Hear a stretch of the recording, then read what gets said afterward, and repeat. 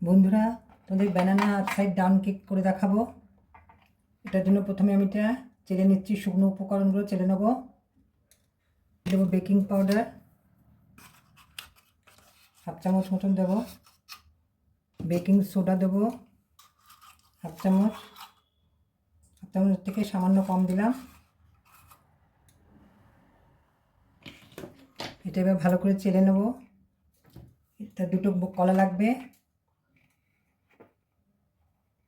দুটো কলা নেবো। এবার কীভাবে করবো, এটা ফ্রাইং প্যানে করবো, তোমাদের দেখাতে থাকবো। কিছুটা চিনি দিয়ে আমি ক্যারামেল করে নেবো একটু।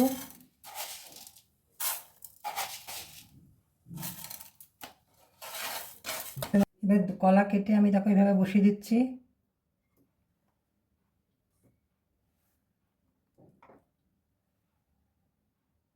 তলায় একটা পেপার দিয়েছি।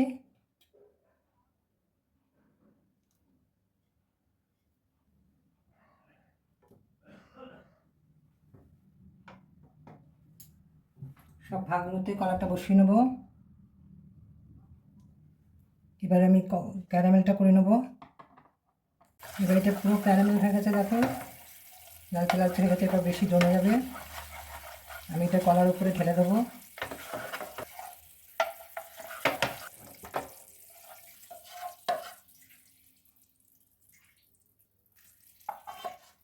কলাটার উপর পুরো ঢেলে দিয়েছি নিচটা। একটা ডিম ফাটিয়ে নেবো। খুব ভালো করে ফাটিয়ে নিতে হবে। ফেটিয়ে নিয়ে তার গরমগুলো মিলিয়ে দেবো। চিনি দিয়ে দেবো।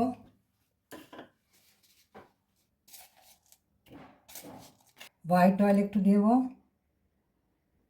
ভালো করে এবার ফেটিয়ে নেবো। এর মধ্যে 2 চামচ কোকো পাউডার মিশিয়ে দিচ্ছি। আস্তে আস্তে এর মধ্যে ঢেলে দেবো। চুলাটা দিয়ে মিশিয়ে নেবো। সামান্য দুধ দিয়ে দিচ্ছি। এবার গ্যাসটা জ্বালিয়ে সিমে করে দিলাম। আমি এটা একটু ট্যাপ করে নিচ্ছি। থেকে 25 মিনিট মতো লাগবে। ঢাকা দিয়ে দেবো। ওটা বন্ধ করে দিলাম। 25 মিনিট পর দেখাচ্ছি। এবার তোমাদের একটা কাঠি ঢুকিয়ে দেখাবো। ঢাকাটা একদম পরিষ্কার আছে কাঠিটা। তোমাদের নামিয়ে সার্ভ করে দেখাবো। বন্ধুরা, আপসাইড ডাউন দেখো ব্যানানা চকলেট কেক তোমাদের দেখাচ্ছি। এবার বন্ধুরা, ব্যানানা আপসাইড ডাউন ক্যারামেল কেকটা আশা করি তোমাদের ভালো লেগেছে। ভালো লাগলে আমার চ্যানেলটা সাবস্ক্রাইব করে বন্ধু ও ফ্যামিলির সাথে শেয়ার করার অনুরোধ রইল। দারুণ রেসিপি।